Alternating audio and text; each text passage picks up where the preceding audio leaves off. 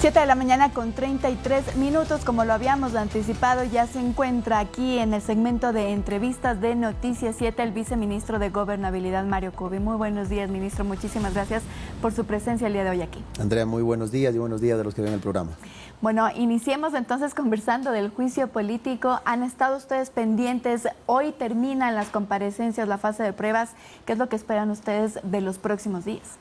Bueno, Andrea, primero creo que es importante que la ciudadanía tenga claro que es un juicio sin ningún sustento jurídico y eso se ha ido demostrando y hemos aprovechado esta etapa que es la procesalmente adecuada en los distintos momentos que esta tiene, tanto con el escrito de la defensa del presidente de la República, la documentación de sustento, los hechos, que son lo más importante, porque más allá de la narrativa, más allá de lo que en ocasiones puede tratar de implementarse a través de discursos políticos, con los hechos, con los documentos, con esa evidencia, con las diferentes comparecencias de abogados expertos, de algunos que hicimos el día lunes, y hoy que termina con los acusadores y el abogado del presidente, básicamente demostrarle al pueblo ecuatoriano y por supuesto a los asambleístas la verdad y con eso demostrar que este juicio no tiene ni pies ni cabeza. Usted ha dicho algo que es cuestionado dentro de la Asamblea Nacional. Usted ha dicho este juicio político no tiene sustento jurídico. Lo que se dice dentro del legislativo es que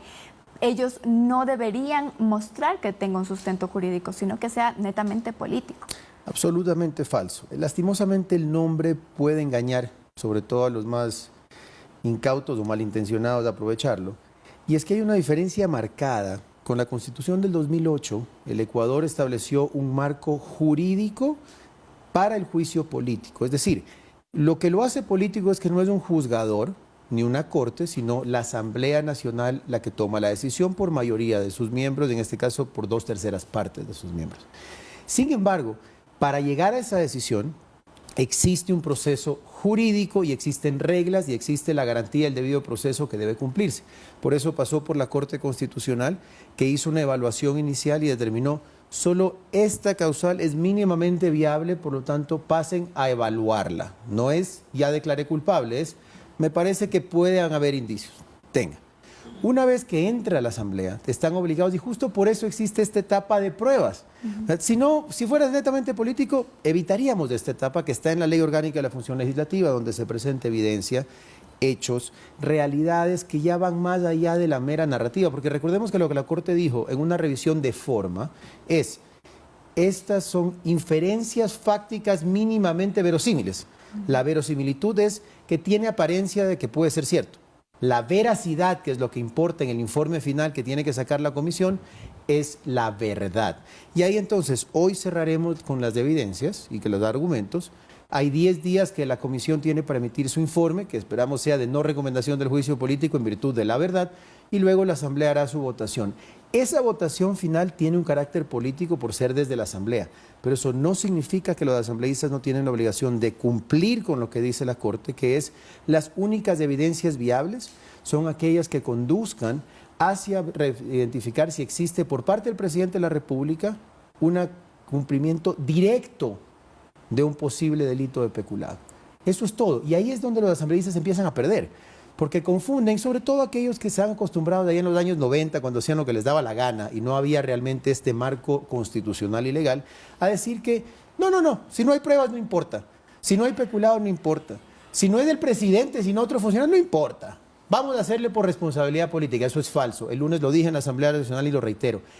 El voto por censura que se escucha, por ejemplo, en Europa, en lo que se llaman los regímenes parlamentarios, o el voto de desconfianza, en el Ecuador no existe, porque existe un régimen presidencialista en el que se protege la votación de la ciudadanía a favor del presidente que rige la función ejecutiva. Acá o hay peculado demostrado o tienen que cerrar esa barbaridad de juicio político. De acuerdo, usted se ha referido también a estas comparecencias que hubo el día lunes. Usted estuvo también convocado dentro de alrededor de 7 constitucionalistas para dar su análisis. Y precisamente tenemos una declaración de la asambleísta de Viviana Veloz de UNES que también le hacía un reclamo a usted. Escuchemos un poco de lo que dijo ella el lunes. Que el doctor Cubi es viceministro actual de gobierno. Su criterio no es imparcial, es un criterio sesgado. Ahora me parece totalmente improcedente también, doctor Kubi, que usted dentro de su ponencia venga a amenazar a la Asamblea Nacional y diciendo que si no se acata lo que dice el dictamen nos van a destituir. No tenemos miedo, así como no tenemos miedo a la figura de la muerte cruzada. Yo creo que su tiempo, el que usted está utilizando en este momento como funcionario público, debería ser utilizado como viceministro de Gobierno en atacar los problemas que hay en los hospitales, en atacar la inseguridad, los altos índices de criminalidad, los sicariatos, las extorsiones.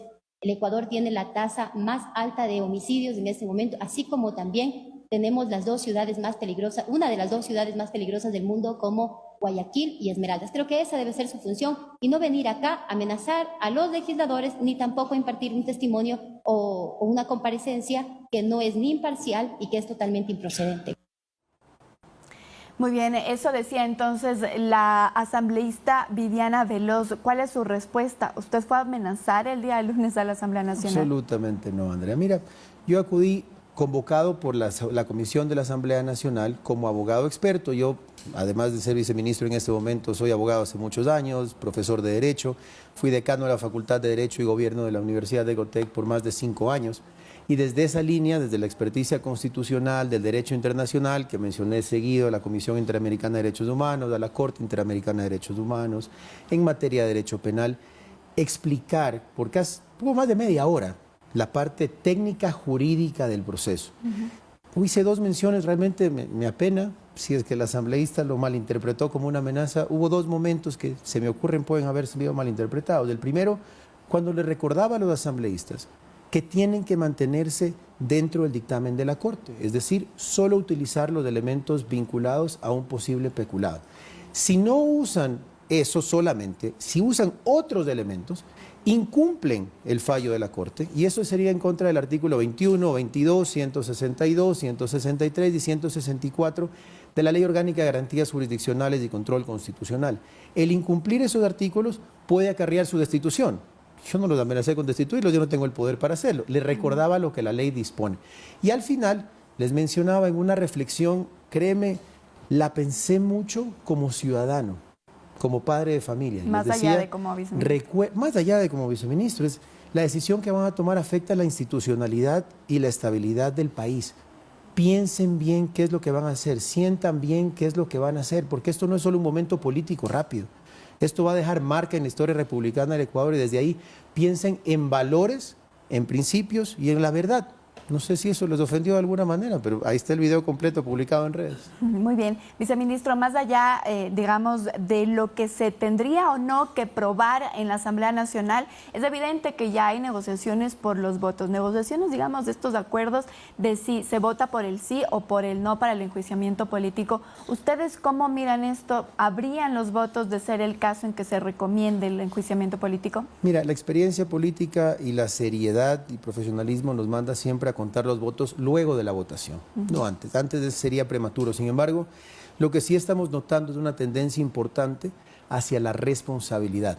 Vemos que los asambleístas, conforme empiezan allá en las comparecencias, con documentos, con pruebas, a identificar lo que venimos diciendo hace rato, que esto es una mamarrachada sin sustento, poco a poco empiezan a migrar hacia entender que ellos no tienen por qué dar su voto por impulso de intereses particulares a algo que no está sustentado en la ley.